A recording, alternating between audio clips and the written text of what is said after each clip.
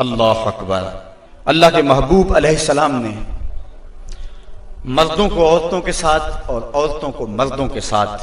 حسن سلوک کرنے کی تلقین ارشاد فرمائی، اور آقا کریم نے جو آخری وصیت اپنی امت کو کی،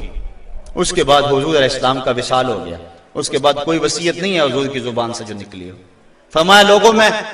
تمہیں دو چیزوں کی وصیت کرتا ہوں، ایک الصلاۃ الصلاۃ، نماز نماز، یعنی نماز کو نہ چھوڑنا، اور دوسری وصیت یہ تھی کہ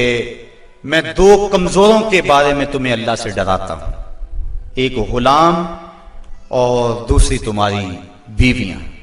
ان دو کمزوروں کے بارے تمہیں اللہ سے ڈراتا ہوں، ان پہ ظلم نہ کرنا، انہوں نے بھاگ تو جانا نہیں ہے، گھر سے نکل تو جانا نہیں ہے، تو ان پہ ظلم کرو گے تو یہ دکھی ہو جائیں گے۔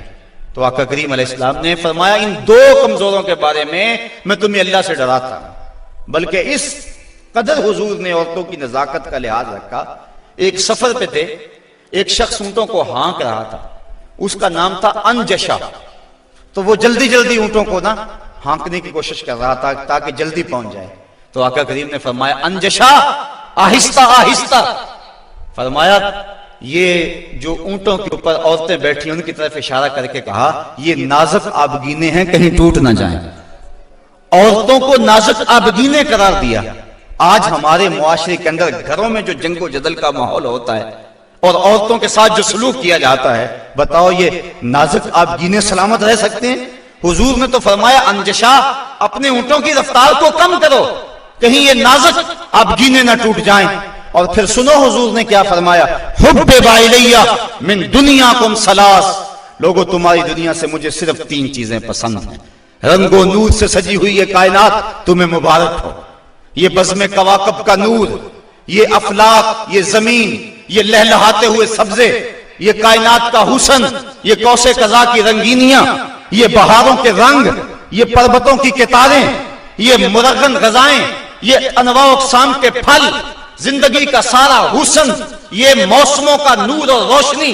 سب کچھ تمہیں مبارک ہو۔ فرمایا مجھے تو صرف تمہاری دنیا سے صرف تین چیزیں پسند ہیں، یہ نہیں کہا میری دنیا سے، کہا تمہاری دنیا سے۔ بلکہ ایک حدیث کے لفظ حضور نے یوں فرمایا کہ میری مثال ایسے ہے تمہاری دنیا کے ساتھ جس طرح کوئی مسافر گزر رہا ہو اور راستے میں کوئی درخت ہو اور وہ چند لمحوں کے لیے اس کی چھاؤں میں بیٹھ جائے۔ تو کہا میں تو چند لمحوں کے لیے رکا ہوں، اور رک کے ایک ایک لمحہ انسان کو زندگی گزارنے کا راستہ بتا گئے ہیں۔ چند لمحوں کے لیے وہ ٹھہرے ہیں جس پیڑ کے نیچے، سنا ہے آج تک اس پیڑ کا سایہ مہکتا ہے، آج تک وہاں روشنیاں پھیلی ہوئی ہیں۔ تو کہا حبب الیہ من دنیاکم ثلاث، مجھے تمہاری دنیا سے صرف تین چیزیں پسند ہیں، الطیب والنساء وجعلت قرۃ عینی فی الصلاۃ، ایک خوشبو، دوسری منکوحہ عورتیں، اور تیسری میری آنکھوں کی ٹھنڈک نماز میں رکھی گئی ہے۔ تو صاحبو، میرے اور آپ کے آقا و مولا حضور نبی رحمت صلی اللہ علیہ وآلہ وسلم نے یہی ہمیں وصیتیں کی، عورتوں کے ساتھ اس نے سلوک کرنے کا، اور عورتوں کو حکم دیا کہ تم اپنے خامند کے ساتھ اس نے سلوک کرو، بلکہ فرمایا کہ اگر اللہ کے علاوہ کسی کو سجدہ جائز ہوتا تو میں بیوی کو حکم دیتا کہ وہ اپنے خامند کو سجدہ کیا کرے۔ عورت کو یہ بھی اذن نہیں ہے کہ وہ مرد کی اجازت کے بغیر گھر سے نکلے، اگر مرد پابند کرنا چاہے عورت کو ہمت نہیں ہے کہ نکلے، شریعت نے منع کیا، بلکہ حضور نے ارشاد فرمایا جب کوئی عورت مرد کی رضا اور اذن کے بغیر گھر سے باہر نکلتی ہے تو آسمانوں کے سارے فرشتے اس عورت پہ لعنتیں نازل کرتے ہیں، اور پھر جب وہ گزرتی ہے جن راہوں سے، انسانوں اور جنوں کے علاوہ باقی ہر درخت، ہر پتھر، ہر شے جو راستے میں آتی ہے اس عورت پہ لعنت بھیجتا ہے۔ تو عورت کو مرد کے اذن کے بغیر گھر سے نکلنے سے روکا گیا، اس کو کہا کہ تو گھر میں ٹھہری رہنا، تیری یہ وفا کا تقاضا ہے۔ اور دوسرے مرد کو حکم دیا گیا کہ تو نے اس کا خیال رکھنا ہے، جو خود کھائے اس کو کھلائے، جو خود پہنے اس کو پہنائے، اگر کوئی نوبت تکرار اور لڑائی کی آ جائے اس کے چہرے پہ نہیں مارنا۔ بعض علماء نے کہا کہ اگر مارنا ناگزیر ہو جائے، جس طرح کہ سورہ نساء میں اللہ تعالیٰ نے فرمایا کہ اگر ان سے کوئی ایسا کام سرزد ہو جائے تو پھر ان کو مار لو، تو اس کی شرط لگائی کہ مار علم والی نہ ہو